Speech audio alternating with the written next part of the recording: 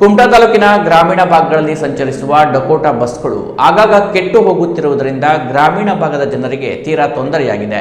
ಈ ಬಗ್ಗೆ ಸೂಕ್ತ ಕ್ರಮ ವಹಿಸುವಂತೆ ಕೆಡಿಪಿ ಸಭೆಯ ನಾಮನಿರ್ದೇಶಿತ ಸದಸ್ಯ ಭುವನ್ ಭಾಗವತ್ ಆಗ್ರಹಿಸಿದರು.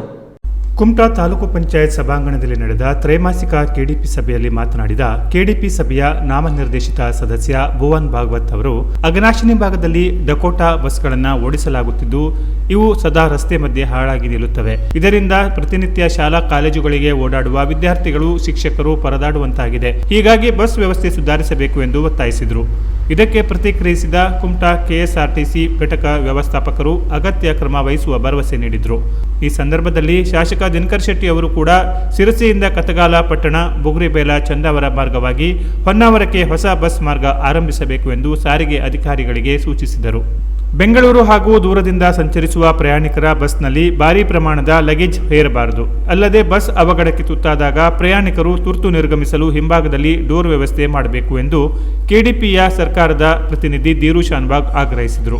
ಬಸ್ಗಳ ಮೇಲೆ ಲಗೇಜ್ ಹೇರುವ ಪ್ರಕರಣ ಗಮನಕ್ಕೆ ಬಂದಿದೆ. ಈ ಬಗ್ಗೆ ಸೂಕ್ತ ಕ್ರಮ ಕೈಗೊಳ್ಳುತ್ತೇವೆ ಎಂದು ಆರ್ಟಿಒ ಗಂಗಾಧರ್ ಸಭೆಗೆ ತಿಳಿಸಿದರು. ಕುಮಟಾ ತಾಲೂಕು ಆಸ್ಪತ್ರೆಯಲ್ಲಿ ಡಯಾಲಿಸಿಸ್ಗೆ ಬರುವವರ ಸಂಖ್ಯೆ ದಿನ ಕಳೆದಂತೆ ಹೆಚ್ಚುತ್ತಿದೆ ಎಂದು ಆಸ್ಪತ್ರೆಯ ಆಡಳಿತಾಧಿಕಾರಿ ಗಣೇಶ್ ನಾಯ್ಕ್ ಸಭೆಯಲ್ಲಿ ಕಳವಳ ವ್ಯಕ್ತಪಡಿಸಿದರು.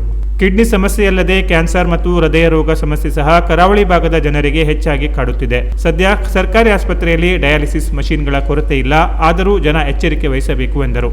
ಇದಕ್ಕೆ ಪ್ರತಿಕ್ರಿಯಿಸಿದ ಶಾಸಕರು ತಜ್ಞರಿಂದ ವರದಿ ಸಿದ್ಧಪಡಿಸಿ ನೀಡುವಂತೆ ತಿಳಿಸಿದರು. ಕರಾವಳಿ ಭಾಗದ ಉತ್ತರ ಕನ್ನಡ ಮತ್ತು ಉಡುಪಿ ಜಿಲ್ಲೆಗಳಲ್ಲಿ ಪಶು ವೈದ್ಯರ ಕೊರತೆ ಕಾಡುತ್ತಿದೆ. ಹೀಗಾಗಿ ಸದ್ಯದಲ್ಲಿ ಸರ್ಕಾರ 400 ಪಶು ವೈದ್ಯರ ಹುದ್ದೆಯನ್ನು ಭರ್ತಿ ಮಾಡಲಿದೆ. ಶಾಸಕರು ನಮ್ಮ ಭಾಗದಲ್ಲಿ ಖಾಲಿ ಇರುವ 9 ಹುದ್ದೆಗಳ ಭರ್ತಿಗೆ ಸರ್ಕಾರದ ಮಟ್ಟದಲ್ಲಿ ಪ್ರಯತ್ನಿಸಬೇಕು ಎಂದು ಪಶು ವೈದ್ಯಾಧಿಕಾರಿ ವಿಶ್ವನಾಥ್ ಹೆಗಡೆ ಮನವಿ ಮಾಡಿದರು.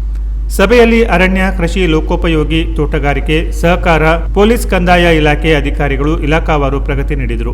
ತಾಲೂಕು ಪಂಚಾಯತ್ ಆಡಳಿತಾಧಿಕಾರಿ ಪ್ರಕಾಶ್ ಹಾಲಮ್ಮನವರ್, ತಹಶೀಲ್ದಾರ್ ಶ್ರೀಕೃಷ್ಣ ಕಾಮ್ಕರ್, ಇಒ ಆರ್ಎಲ್ ಭಟ್ ಇದ್ದರು.